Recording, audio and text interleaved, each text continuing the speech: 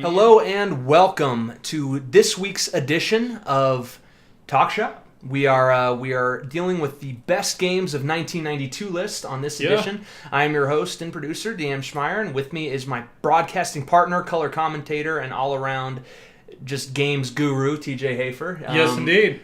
We were back from Sweden. ParadoxCon, yeah. Is the reason we were a week delayed. Right.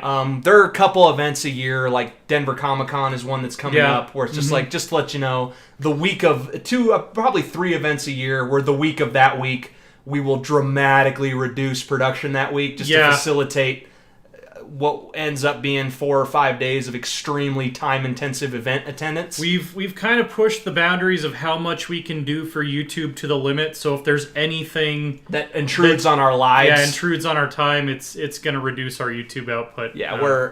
What you see on our typical week now is actually, frankly, the cap of what we're capable of producing right now. Right. So it's just probably a good warning. Yeah. But we're back, and this week's scheduling resumes as normal. TJ's back from Sweden, and we're after it. We're talking the best games of 1992 on this episode. And this is really, in my opinion, it's this episode, it's this list, 1992, where we're off. Like, we're off to the races. This is the list where it's like, all right, I played all these games. I remember them. I still play some of them to this day. Like I'll still occasionally mess around with Sonic 2. Like it's just, these are the games for me. This is where we're really going now. This list. Yeah, definitely. I would have to agree. And by the way, you can check out the text version of the lists we're talking about on Loresworn.com right now. Yep. If you want to follow along with us, I think if it's not the newest article up there, it's like the second newest, so it should be easy to find. And so first and foremost, we're gonna start just shoot some love off to our honorable mentions. We're gonna start to do that because it's getting harder and harder every month to relegate certain games. Yeah. And really, in the 80s, it was easy. My honorable mentions for the 80s list were nowhere near in esteem to my regular ones. And it was pretty easy for 1990. 1991 was the first list where I struggled between a honorable mention in my number 5 spot. And 1992, bluntly, all of my honorable mentions are worthy of top 5 status. And I actually had to do some serious thinking. Yeah, definitely. So we're going to start for 5 to 10 minutes an episode of this series. We're going to give our honorable mentions some love because these games are worth it. So give a shout out real quick for your 3 honorable mentions. Yeah, so my 3 honorable mentions were Echo the Dolphin, which was the platformer with a surprisingly complex story based on the name for the Mega Drive. Super Mario Kart. Again, I was a Mario Kart 64 guy, so Super Mario Kart doesn't quite make it into my all-time canon, but still a great game. And then I had Kirby's Dream Land as my other one, which is a really good Game Boy game, one of the first really good Game Boy games. I'm actually kind of reconsidering if maybe I should have given that spot to Final Fantasy V. I think the only reason I didn't have it as an honorable mention originally is because I never finished Final Fantasy V. But I did really enjoy Final Fantasy V. So yeah, those are mine. I mean, I think Kirby's Dream Land's a great shout-out. Oh, yeah. And just that it is just a rock-solid Game Boy platformer. It's probably one of the best games you could pick up on a handheld system in 1992. At this juncture. Super Mario Kart, really probably the first game since we've started making these lists where I don't know that I'm in agreement with you. I just think its quality as a racing game is subpar, and it was so inferior to every other Mario Kart release.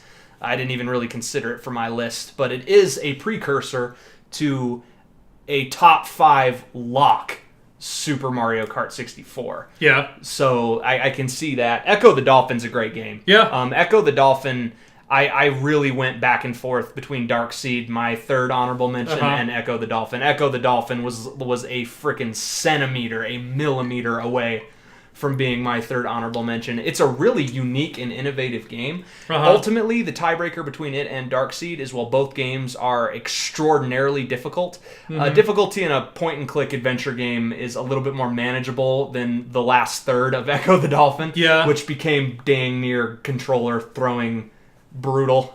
So that was kind of the tiebreaker, which leads me into Darkseid. My So honorable mention. this is the first game so far on either of our lists that I had not even heard of. Yeah. We're finally there. Yeah. So what is Darkseed? Darkseed is a gothic adventure game. Okay. Very Lovecraftian. Okay. Developed by H.R. Geiger, like the art and whatnot. Interesting. And it is creepy. It's this story of a guy who moves into a house where horrible stuff has happened, and over the course of 3 playable game days, descends into this awful, horrific situation. It has gorgeous art. Gorgeous art. I'd argue that if I were to make a list of top 5 most gorgeous adventure games, Darkseed is on that list. Interesting. Which for 1992 is actually very impressive. Yeah. An intriguing story, a little disturbing. Like this game was very intense. Yeah. But I thought that was brave and it worked. And as you guys know, and will continue to find out over time, I am a massive urban modern fantasy, kind of enthusiast. It's my absolute favorite genre, and this is a worthy addition to that genre. One of the games that when I played it, it helped sort of lay the it's one of several dozen cornerstones of the foundation of my love for this genre, and it is hard. You can make any number of just dozens of wrong decisions that are game breaking. They end the story on a bad note, and you have to restart. This is one of those games that I call notebook requiring games. Yeah, and that you really have to keep track of what you're doing and how things string together and the details of the mysteries you have to solve, because if you don't, you will fail over and over and over again. But I never felt cheap. It always felt earned. It's like, oh yeah, I missed this crucial detail, so I failed to solve the mystery. Or, oh yeah, I forgot that this was a threat that I needed to account for, and so I died. It's always earned. It's very Dark Souls that way. So I enjoyed it. Nice. Super Star Wars, it's just a fun great game. It's just a fun game. Super Nintendo platformer, man. It's just fun. It had at times very little to do with Star Wars. Yes. And that's what I'm saying. It's like, oh yeah, remember the scene where Luke was jumping around in the sandcrawler for like 8 hours killing robots? Oh, no, you don't? Okay. See, that's what is Super Star Wars brilliant? No. And that's why it's an honorable mention. But it's just fun. It's just fun. I had a lot of fun. It's on the same level as like the PS2 GameCube Lord of the Rings games, I feel like, where it's an obvious movie tie-in cash-in. But they weren't bad. But it's a well-done movie tie-in. Yeah, they weren't bad. Those, by the way, I'd imagine Return of the King on those Lord of the Rings tie-in games. That was a great little hack and slash. That is probably gonna make an honorable mention on one of my lists. I'm just letting you know. It might even compete for a number 5 spot. One of the other things I really liked about the Super Star Wars and Super Empire Strikes Back and all those games is it's the first Star Wars game I remember playing where you got a lightsaber partway through, and that was a big deal. Like, it was like an exciting moment that completely changed the gameplay. I mean, it completely changed the gameplay. KOTOR 2 had that moment, but Super Star Wars did it first. And I arguably did it best, because it changes the game from an avoidance platformer, like it's about what you're jumping around and avoiding, to an action platformer. Because now you are capable, with however much difficulty, of taking 99% of the enemies in the game now that you have a lightsaber. So that was pretty cool. Yeah, that was a great little game. And Echo the Dolphin. I actually did put it in my honorable mentions. I forgot. I thought I disincluded it from Darkseed, but I think I ultimately did put it in. Okay, I remember now. So we both gave that one an honorable mention? Pardon me, we did. And it was worthy of it. Yeah. Difficult. The only thing that hurt Echo for me is I thought its difficulty spike was unreasonable and not all that earned. And I know a lot of fellow gamers that I talked to as I made this list who that broke Echo for them. Yeah. And they were able to enjoy Echo 2, but not Echo 1, because at one point it became, pardon my language, fuck it hard. Yeah. And that does hurt it. In my opinion, a lot of that it was difficult to finish. Yeah. But the early levels, the first third of the game, very unique, very cool. But the interesting thing is the last third gets really difficult, but it's also where the story kind of takes you by surprise. Like, it had a shockingly deep story for a platformer about a dolphin swimming around the ocean. Yeah, with swimming mechanics and I guess it wasn't really a platformer, needing to breathe and there were platforms and echolocation mechanics and It's super innovative. I just feel it fell just short of legendary status because its spikes and its peaks and its valleys were just way too uneven. Yeah. But Echo the Dolphin 2 is a better game, and it is on a top 5 list of mine. So I did not actually ever play Echo 2. Yeah. It's a superior game in every way. Yeah. All right, so Very now cool. we dive in to our top 5 list, which had, I think, the most overlap of any of our top 5 lists so far. This year, we each only had one game that did not appear on the other person's top 5, so we're really only talking about 6 games here today.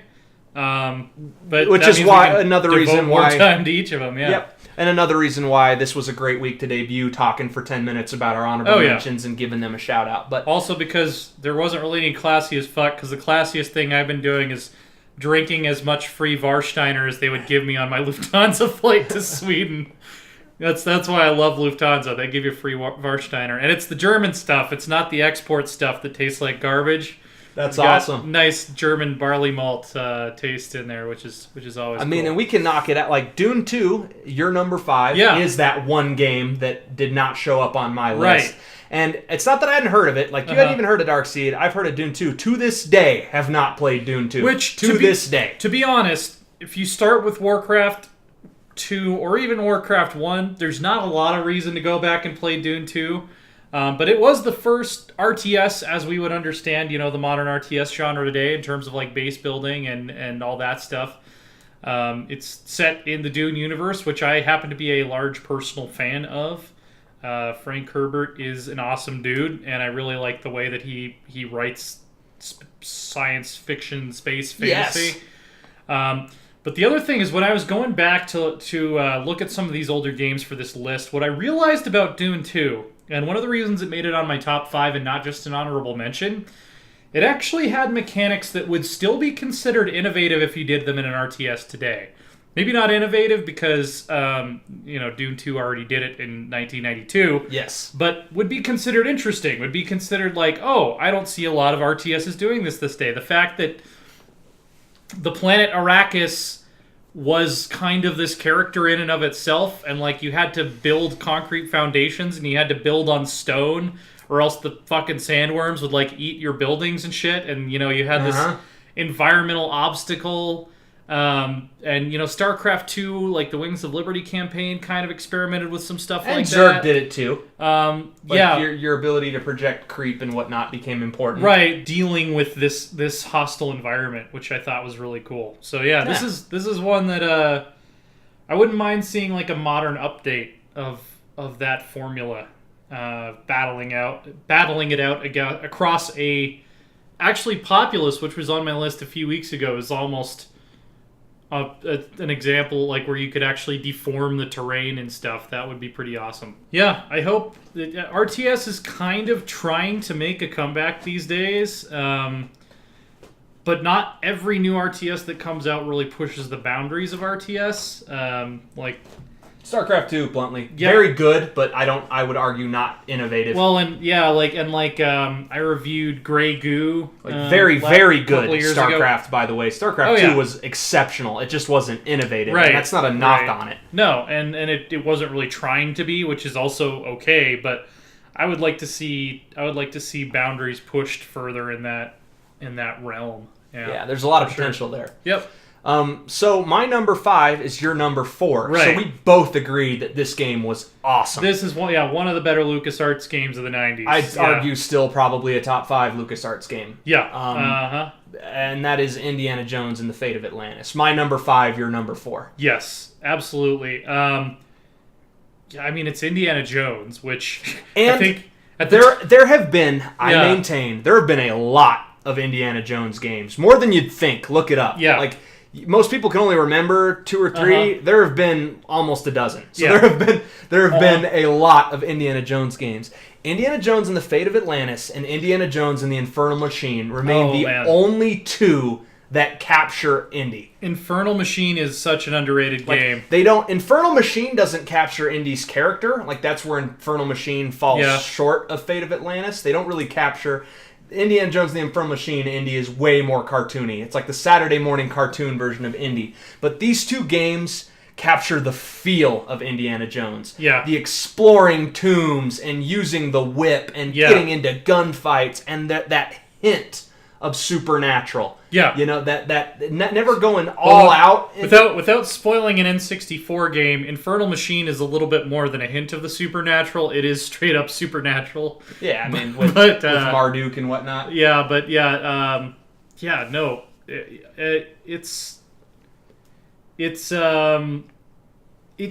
So Fate of Atlantis, like, it managed to be kind of like what you were saying, like Saturday morning cartoon. Like, it was a little bit clear that it had been made kid friendly, at least kid friendlier. It has some moments that I don't know that I'd want a 7-year-old playing. Right. It wasn't Temple of Doom. It didn't have like Kali Ma like ripping people's hearts out and stuff. And Indy's kind of a little bit quippier and a little bit more slapstick than he is in the movies, but it really did capture kind of the spirit of the movies and the spirit of discovery, and he's one of my favorite fictional characters because he's an action archaeologist. Right. And when media about him forgets the archaeologist point, it ceases to be Indy. Right. And arguably the biggest failure of Crystal Skull was it forgot that part of Indy. Yeah.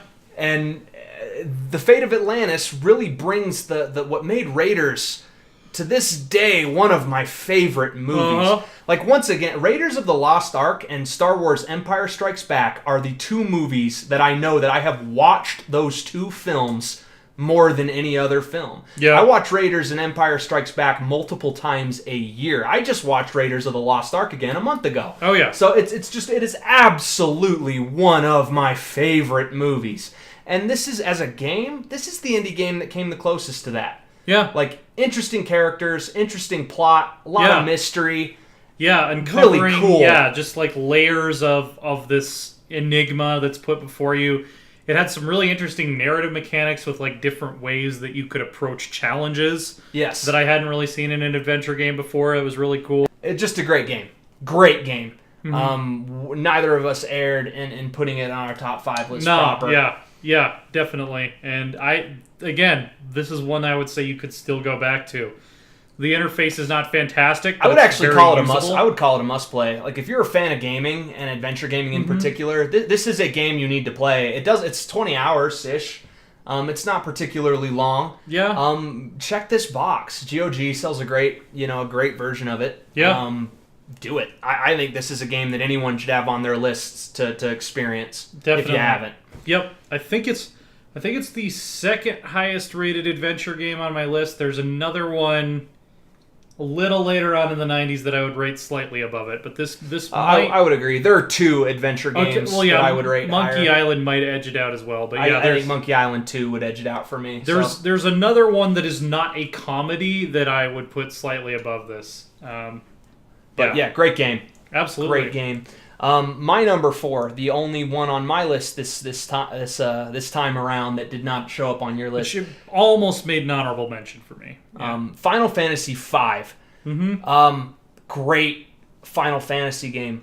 A weaker story, in my opinion, than Final Fantasy IV.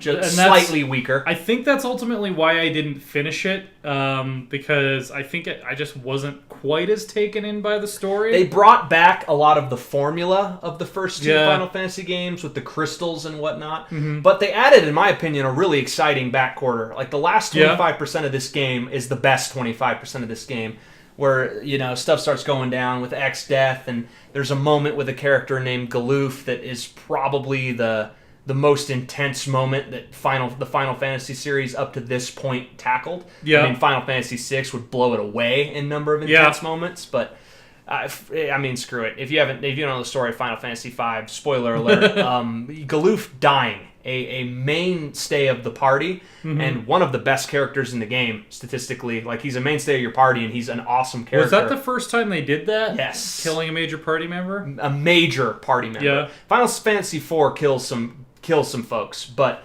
Galoof dies near the end of the game. I think there's only like 20% or so of the game left after his death. And if you've built him correctly, he's the best or the second best member of your party in terms of combat utility. So it's not only a loss narratively, because in my opinion he's the best written character in the game, it's a big loss mechanically. His character is replaced, but you got to suffer without him a little bit, and it's rough because of how good he was.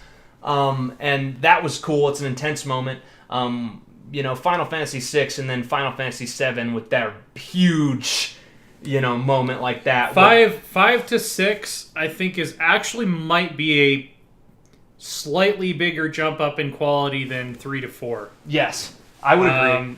But 5, here's the thing that 5 did. 5 was the last time, really, that the job system came about until Final Fantasy X-2, really. Yeah. After this, the stories and the gameplay would trek more towards certain characters having certain specialties and having it built into their character. 5 did the job system, and it is still a great job system. It is great, yeah. Wonderful, diverse, lots of jobs. They're very different. You actually want to level up and max out different jobs for each character so they have different abilities and different utilities. It's cool. Yeah. And the story, well, again, if I had to put them head to head, I'd say 4 edges it out. It's still very good. It's a better story than 1 through 3. Yeah. And like I said, the last bit of the game, its endgame, is the best Final Fantasy endgame yet. The final battles with X-Death are challenging. It has a very intense ending. It also has the possibility of having multiple endings and with slight variations depending on what happens. Was that the first Final Fantasy game to do that? Yeah, with what happens in the battle with X-Death, characters can die. Okay. And they stay dead. So your characters reunite for their next great adventure at the end, or your surviving characters visit graves.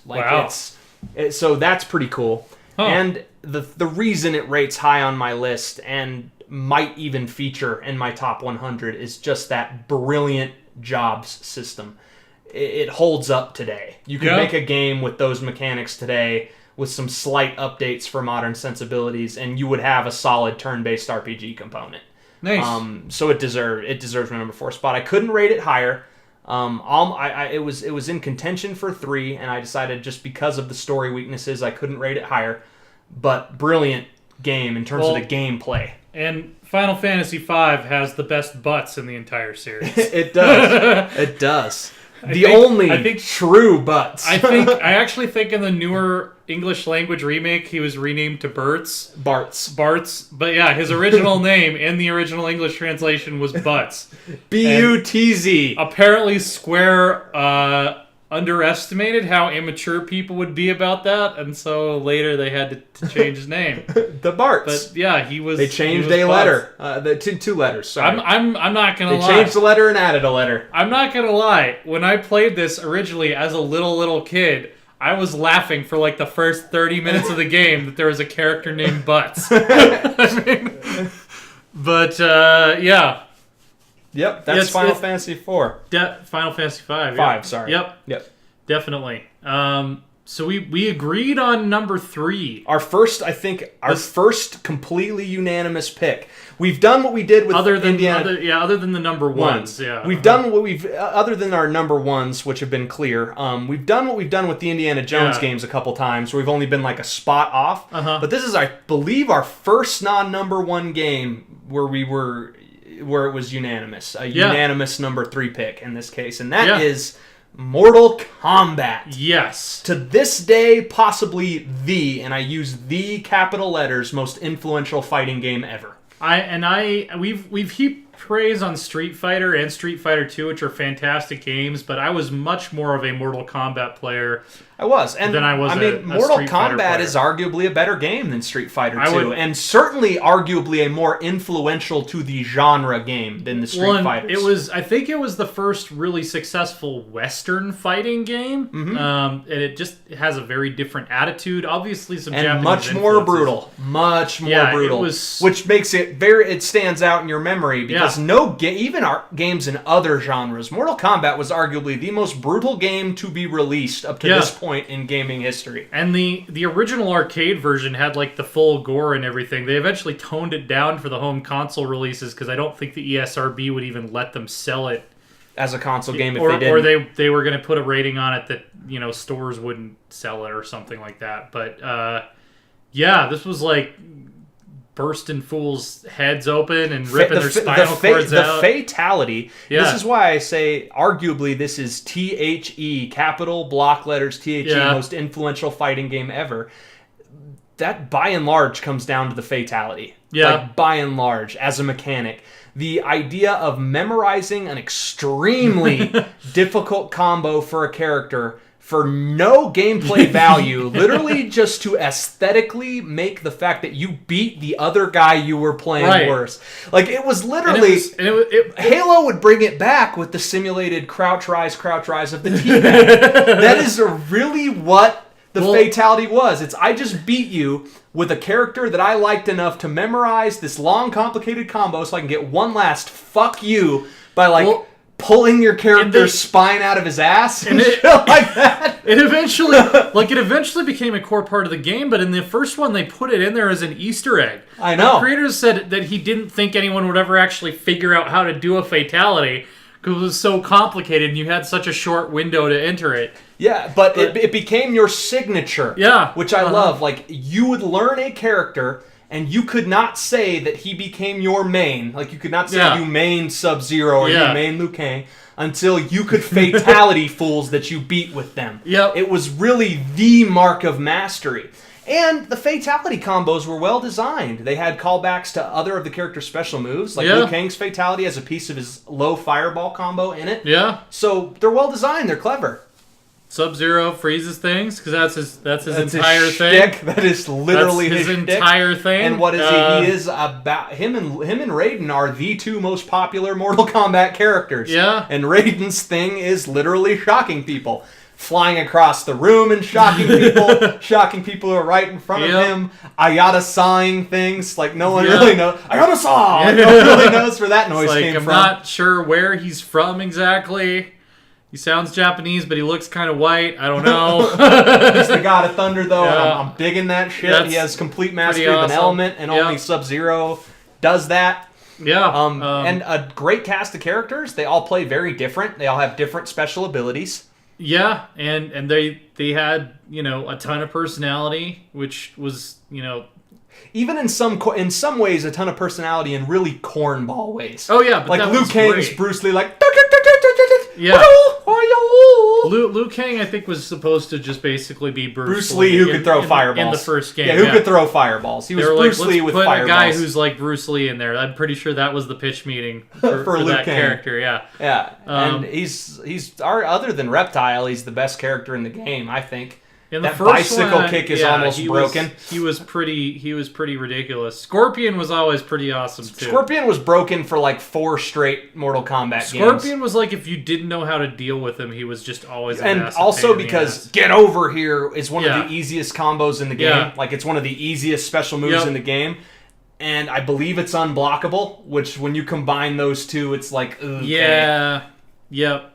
Also, don't know why a Scorpion has like a retractable hook, because scorpions don't do that, but that's whatever. Yeah, it works. Yeah, so he was broken. Like, Scorpion was straight OP unless you knew how to beat Scorpion, at which point he goes back to the middle of the pack. Yeah. Man, like, it spawned like a movie franchise, which was just... one of which was semi-decent, and the sequel, which was one of the worst fighting movies ever made. I appreciated them in that they were exactly as cheesy and took themselves exactly as seriously as the games did. In the first Mortal Kombat movie, you fall down. Yeah, the first Mortal Kombat movie actually isn't awful. Like, as a fighting movie with some serious cheeseball. Mortal Kombat Annihilation is one of the worst movies ever. Like, objectively. I think I might have blocked out Mortal Kombat Annihilation because I don't even remember what happens in it. But I'm sure it was really bad. They butcher characters like Shao Kahn and Sindel. Yeah. Cash grab. Mortal Kombat Annihilation might have been called Mortal Kombat, let's grab a few $1 million. Mortal Kombat, teach a few people how to spell Annihilation, because nobody knows how to spell that word, so let's put it on a movie poster. Yep. But decent movies. And this game series, long running, over a dozen releases. Yep. We'll get to what my favorite entry in the series is sometime later this decade. Probably not that hard to guess because it's widely regarded as one of the best fighting games ever. But even the first game, I played quite a bit of it. I had quite a bit of fun with it. It was one of those forbidden arcade games that our parents didn't want us to play, but they didn't supervise us well enough to stop us playing it. Yeah. So, yeah. So I think that's about all we could say about Mortal Kombat. Yeah, our unanimous number 3 for 1992. We can't sing its praises enough. Right. So there's only 2 games left because our numbers 1 and 2 were switched. Yep. Your number 1 was my number 2 and vice versa. So we want to start with your number 2 and my number 1. Yep. Wolfenstein 3D. Wolfenstein 3D. This is a big year. We had the first modern RTS and also the first modern first-person shooter, which put together are such a huge portion of the PC market Gaming these community, days. And even a decent chunk of the console one. It's interesting because I think the third big pillar is probably RPGs, and that's been around way longer. But those 2 other genres didn't really get going until 92. Nope. Wolfenstein 3D. Excuse me. On my list for similar reasons to why I had Wing Commander at a number 1. I think that in comparison to everything else that was out at the time, it was a big step up in immersion. Yes. The fact that you're navigating a 3D space in first person, you can see the gun bobbing in front of you. And to be fair, the level design in the original Wolfenstein was basically Windows screensaver 3D maze quality for a lot of it. It kind of came into their own as far as level design goes with Later. Doom. Yeah. Wolfenstein was just kind of okay. And I mean, Wolfenstein is the prelude to Doom. It really is. Spoiler alert, Doom is ranks very high on the list it shows up on, and literally can't not. It's one of those games that is both so good and so important that it literally can't not rank high on the 93 list. Yeah, so, but yeah, I really, really remember enjoying Wolfenstein. It was one of those games that your cousin smuggled to us on a floppy disk. DOS, bruh. Yeah, because our parents wouldn't probably have let us play it otherwise. Similar to Mortal Kombat. That's kind of a theme for the early 90s, I think. Early and mid-90s. Thank you once again, my cousin, for letting us sample games that might not have been age-appropriate. And, this is the first game where I got to shoot Nazis in the face. So, that's... A mainstay of virtual activity to this day. I mean, this is a good, 50 years after... Am I doing my math? Yeah, our grandparents were shooting Nazis in the face for real, and we're commemorating the 50-year anniversary of that by shooting virtual Nazis in the face, including Mecha Hitler, which was that was just such a great. My boss. great grandfather fought in World War II. My grandparents fought in Vietnam. My maternal grandfather actually fought in World War II. Well, he didn't actually see combat. He was an airplane mechanic in the Army Air Corps before it was called the Air Force, and he shipped out in 45, froze his ass off in a castle in France for a long time, fixed some P-51s, and helped with the transfer of some German POWs, and never actually fired a shot. But he was there. He got the achievement unlocked for participate in World War II, which my paternal grandfather is quite a bit younger, but yeah. Shooting Nazis, Mecha Hitler, which was just so awesome. As a boss fight. If you don't have the Gatling gun, good luck beating Mecha Hitler. It was so absurd and ridiculous, and I love it. I love the tongue-in-cheekness of it in the early 90s. Where they're Hitler in a giant mecha suit. It's outright comedy, but the tone of the game is not comedy. It's not comedy. The more shots BJ Blazkowicz takes, his face starts just dripping blood as he takes damage. The game, even though id clearly did not take Mecha Hitler seriously, the game wanted you to take Mecha Hitler seriously. He's freaking difficult, actually, and as far as FPS bosses go. That made it so much funnier. You got to him, and you were just this is a Hitler in a mech suit. Giggling, because you're what is this? It's actually fucking Hitler, and he's actually driving a fucking mech with rocket launchers for arms. This is so absurd. I think that, I don't even think, I know, I remember the first time I got to Mecha Hitler, I lost because I was laughing so hard. He's also hard. Like, he's not Cyber Demon hard, but he is almost Cyber Demon hard. He was kind of the proto-Cyber Demon, yeah. He has actually a very similar AI and similar attack style. Well, and a similar attack style meaning that you can take a shot, you cannot take two, which is difficult for this kind of FPS. But yeah, this introduced us to shooter mainstays, like the thrill of finding different weapons and being like, oh, what does this thing do? Oh, this is awesome. This is so much more powerful than the last gun I had. It had secret areas where you could walk up to walls, and if you knew where they were, you could get into hidden rooms and shortcuts and stuff and find extra ammo. Again, stuff they expanded on vastly with You had to find key cards. Yeah. The blue and red and green key card. Yep. Because, obviously, if you're running a secret Nazi base, you want to color code your access doors and then just leave the keys stick kind the of key around. card laying on the ground in a room. Because, no one's going to get in there, right? You've got a lot of Nazis prowling the halls. There's a lot of Nazis prowling the halls, yeah. Great game, though. And definitely a proto to what came before. This is a big launching off point for that genre. I don't know if Mein Leben is actually something you would shout in German if you were dying. Maybe our German listeners can clarify that, because from what I understand, it just means my life. So it's weird to think that you'd get shot and just go, my life! Maybe it's like Polonius my in precious Hamlet. Life. I am slain. Yeah. Oh, man. Great game.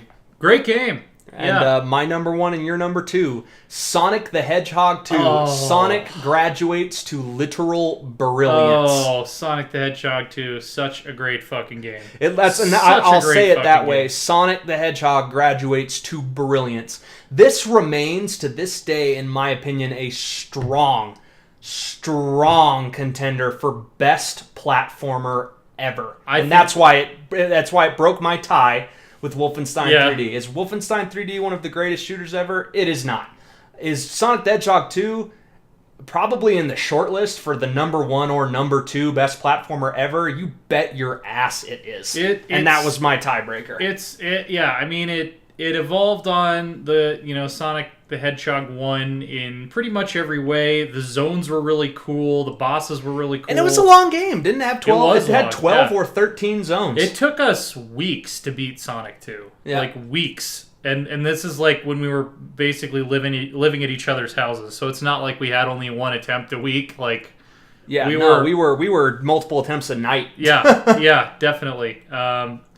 It has, some of the most iconic zones in the entire series. The casino zone? Oh, yeah. Oh my goodness. You want to talk about the casino zone where you would try to spend hours on those slot machines getting enough one-ups and continues to move on with the game. Yeah, it was like a metagame. Like, I'm going to stay here and stock up so that I actually because can beat the rest of the game. Gambling. The odds not necessarily, if I remember, in the house's favor. They're actually slightly in your favor. Yeah, there were ways you could ensure that you got good outcomes. More good outcomes than bad. You'd still have to, if you wanted, you could come out of the casino zone with dozens of lives and a half a dozen continues, but it took hours. Yeah, exactly. So it tested your commitment, and I'll never forget doing that, like farming one-ups and continues. Yeah, but what really makes Sonic 2 and its successor special to me is that it finally made the Chaos Emeralds a meaningful mechanic. The meaningful mechanic. Like, that became a quest. It became because if you could get all the Chaos Emeralds, you could be Supersonic. Yes. And Supersonic, let's say, I'm going to put this in context if you haven't played it. Sonic the Hedgehog 2 is hard. Really it is hard. a hard platformer. Mm-hmm. The enemies are difficult. The bosses are difficult. The environments are difficult to traverse. This is a lot harder than Mario. Like, this is harder platforming, especially when you add... Sonic the Hedgehog 2 did something that Sonic the Hedgehog 1 tried and failed at, which is make speed the mechanic. Like, there were parts where you had to be going fast to even make the jump. Yeah.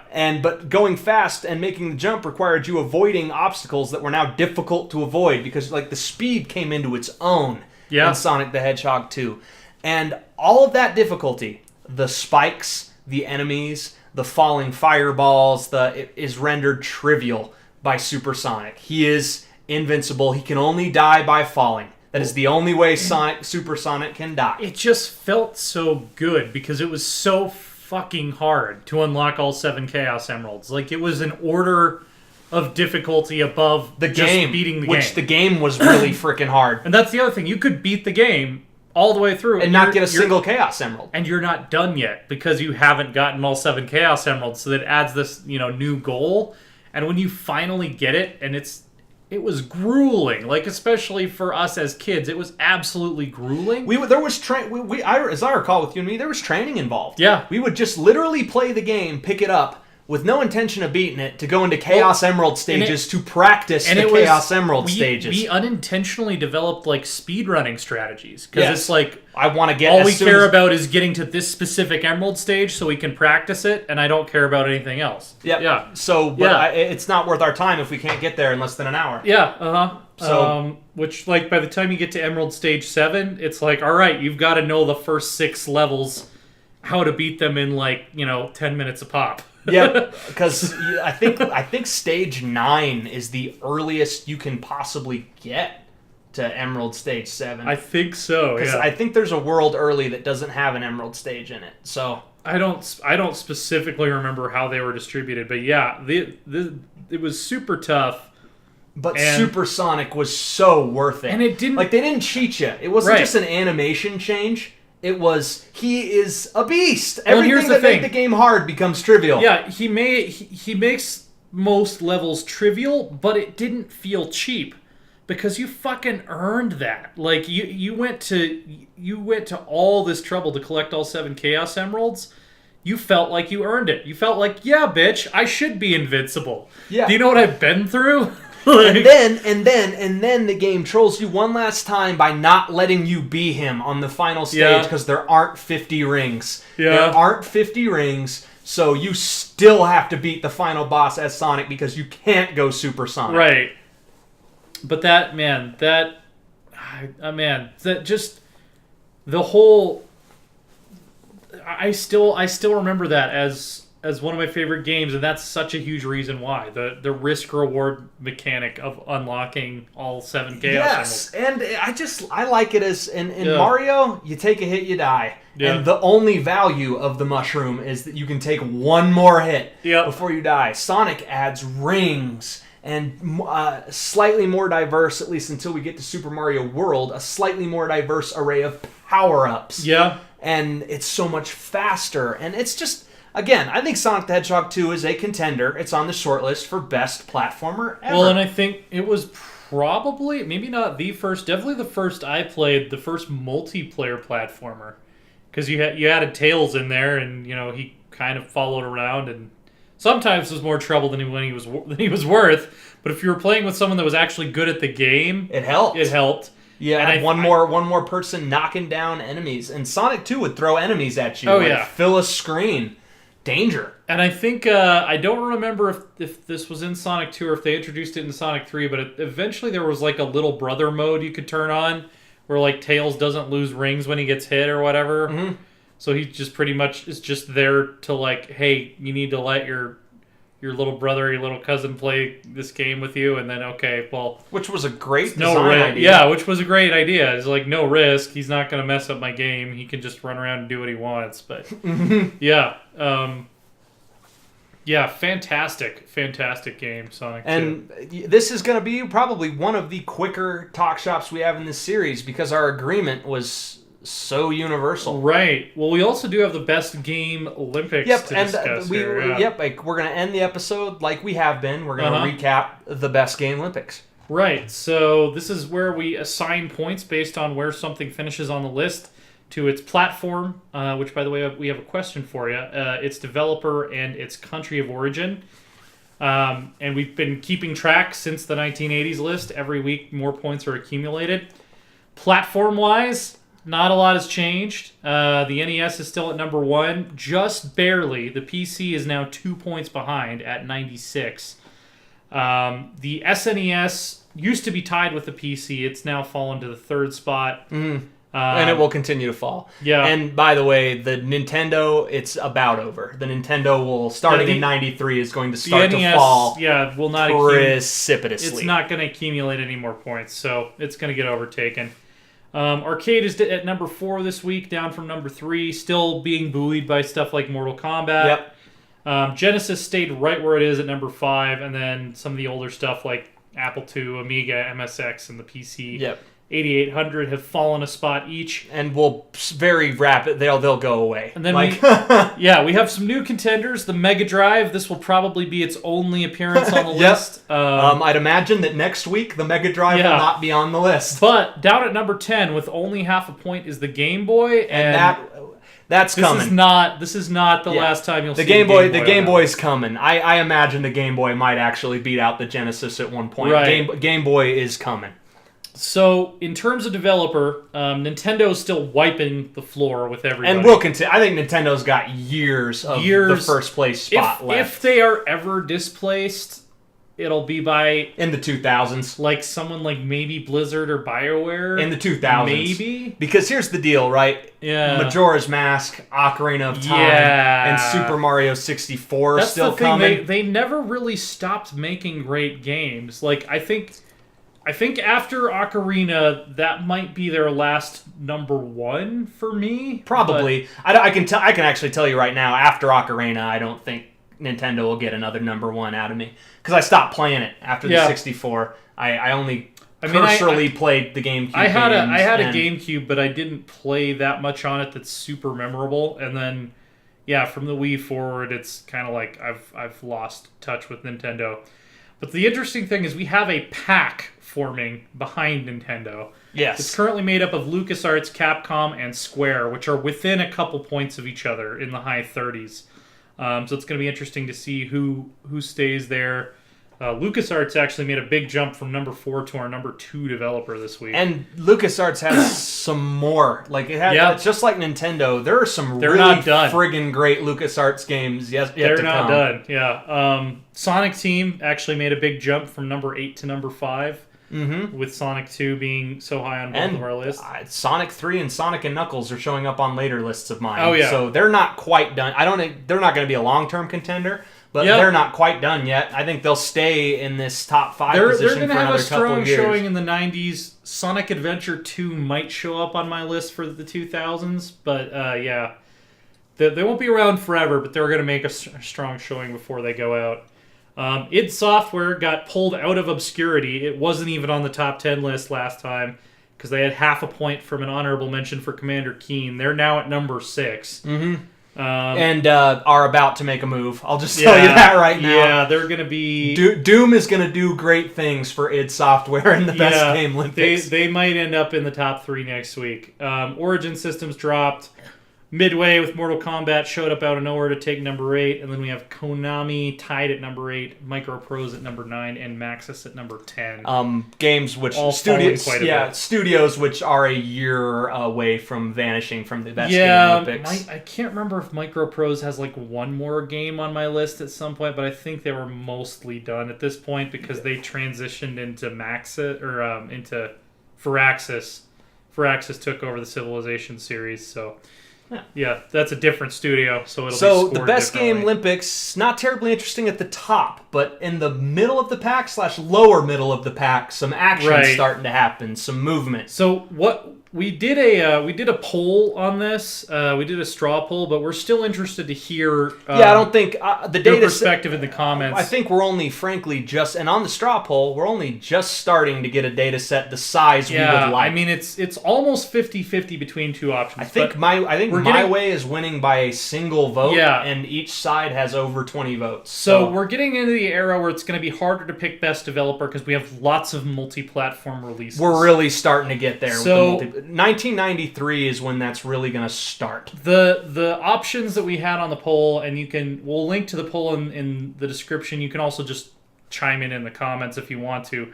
But we want to know, with a multi-platform release, should we give the points to multi-platform, like that will count as its own platform? This is the one we prefer the least because we think multi-platform will basically only compete with the PC for it almost renders the Best Game Olympics platform race trivial. So we don't like it, and you don't like it either. It is a distant third in the data we've gathered. DM's, but if you do, vote for it. Right. So DM's proposal is that we should give equal points to every platform that the game released in within its initial release window. So if it got a port like 5 years later, that port doesn't get a count. That is my option, mainly because I believe I don't hate the option. I'll say that. I wouldn't be angry. I would not be bitter about it. But the one thing that happens if we do that I don't like is there are ports that bluntly do not deserve to get a point.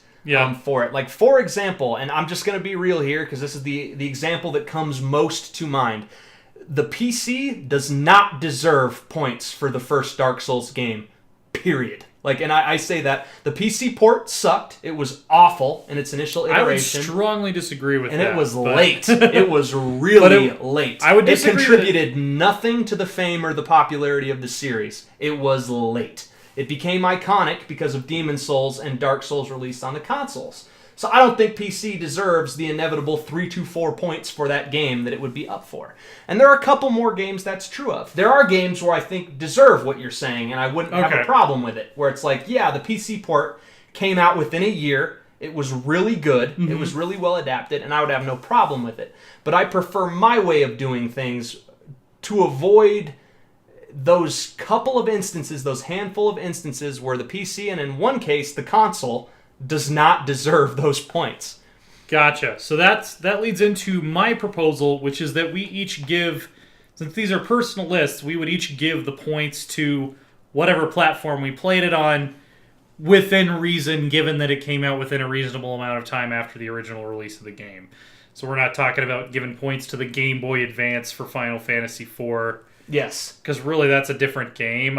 Yes. It's not even just a port, it's like a different game. And same thing. So far, it's amongst what your guys' opinion, it's neck and neck. I do believe my way is only like a vote it's ahead like one in the straw poll. Yeah. So let us know what you think we should do with that. Should we give the points to a new category called multi-platform? Should we give equal points to every platform that the game released on within its initial release window, which we're calling roughly 12 months, which would exclude, things like the PC versions of Grand Theft Auto would probably not earn points for the PC. And that's another one of my examples other than Dark Souls. GTA 5, the PC does not deserve those points. It was too late. They don't deserve it. Or should we give it, each of us will give the points to the platform we played it on, again, within reason, as long as it was released on this platform within a year of its original release, which could lead to us both picking the same game, but giving points to a different platform. Let us know what you think in terms of that. This is not a total democracy. The winning result doesn't automatically... Well, it's not binding, but it'll affect the discussion. It is very, very much referenda-esque. We will... Your call, whoever wins the poll once we feel like we've got enough data, which I feel like we're probably only like 20 or 30 votes away from me feeling like it's a good data set, will strongly influence the direction we go on. Mm-hmm. So it's definitely worth your time. Oh yeah, and Nation Wars, nothing interesting has happened. It's still Japan is number one by far. I believe Japan widened its lead by a few points. They kept proportionally they have a smaller proportional lead in terms of like the proportion of total points awarded. But in terms of the number of points, lead extended. Statistically, it would take at least a few weeks of them earning no points for them to fall from the number one spot. Well, I will say this though. I anticipate that 1993 will be the first year the USA actually bites into that lead. It won't come even close to bringing it down to coming to first place, but I do believe after our next list, Japan's lead will shrink. So I know I picked this out specifically. The first year. Yeah, 1999 is the first year that no Japanese game appears in my top 5. I do have a Japanese game in my honorable mentions, but yeah, as of 1999, Japan is not really a major force on my list anymore. They have some standouts, but yeah, for the most part.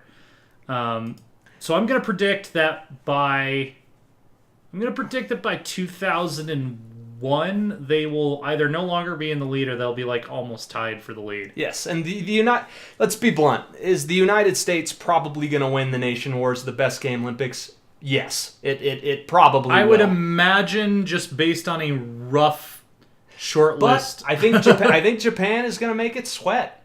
I think Japan will be number one easily for the entire 1990s. Yes. They won the 80s, and I think that if we total up per decade, they're going to kick the shit out of the 90s as well. Well, the Japanese made video games. I think it's really, there's no argument to that.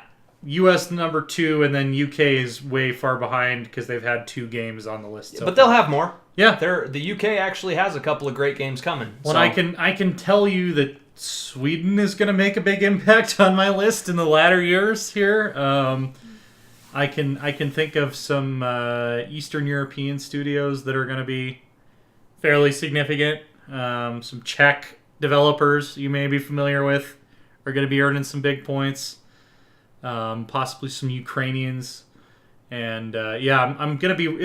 This list is going to look a lot more interesting as it kind of diversifies. And even if it's US and Japan duking it out for 1 and 2, it's going to be really interesting to see what comes in 3, 4, 5, 6. Yes, I mean, and I think that's interesting and important to remember. Of course the US and Japan, we're going to dominate this. Yeah, they dominate gaming. I think the middle of the pack contenders that show up, that's going to be an interesting race. Well, and Canada is going to, frankly, make a showing. Yes, BioWare Montreal has made the best BioWare games. That's not a U.S. studio, so and Canada they have made the best BioWare games. Yeah, we're not going by parent company here. We're going by where the actual studio is located. So Ubisoft Montreal would earn points for Canada, whereas Ubisoft in France will earn points for France, and so on. But yeah, I think that just about wraps it up.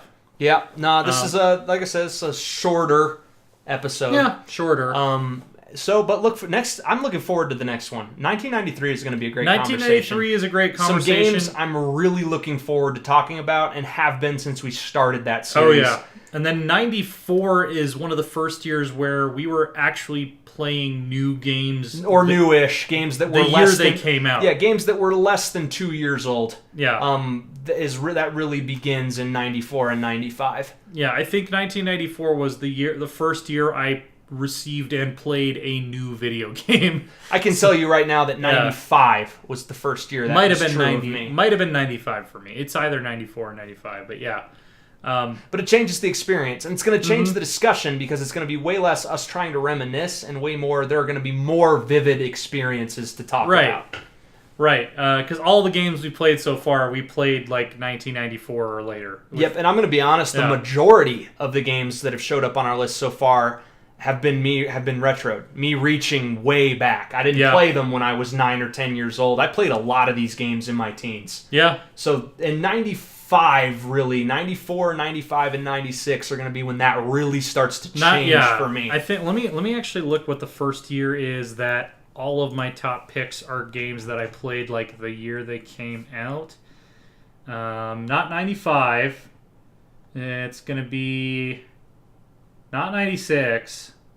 Might be 1997. Definitely by 1998. We're looking at games that I played all of these the year they came out. Yes. 97's kind of borderline. It's like I played a little bit of one of these and then I finished it years and years later because it was considered one of the best RPGs of all time, and I knew I had to go back and find it and finish it. But yeah, so... And some interesting discussions. We're going to be telling a lot more childhood stories and using vague anonymous pseudonyms for childhood friends who were very impactful to our 1990s. Oh man, we could have used a vague pseudonym for Echo the Dolphin, because that guy. Okay. Echo.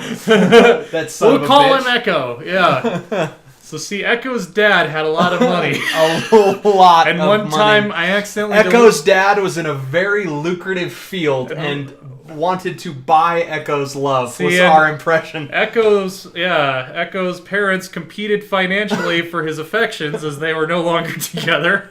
And both were very wealthy individuals. But this caused Echo to sometimes resent people who did not compete for his affection.